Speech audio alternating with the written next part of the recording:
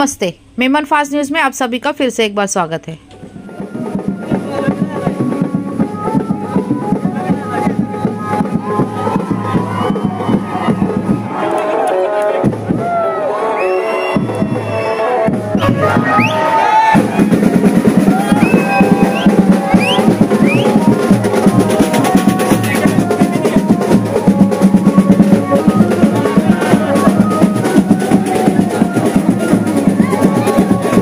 आणि तो जनतेचे आमदार वसई विरारकरांनी निवडून दिलेले आहेत।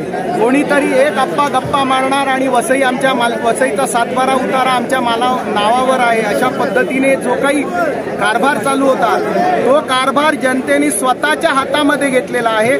आणि निवडून आलेले सगळे जे आमदार आहेत हे जनतेचे आमदार आहेत, जनतेमधले आमदार आहेत, सर्वसामान्यांना भेटणारे आमदार आहेत। त्यामुळे यापुढे वसईमध्ये केवळ आणि केवळ जनतेचं राज्य असेल, कुठल्या अप्पाचं राज्य नसेल आणि वसईमध्ये दुसरा अप्पाही आम्हाला नकोय।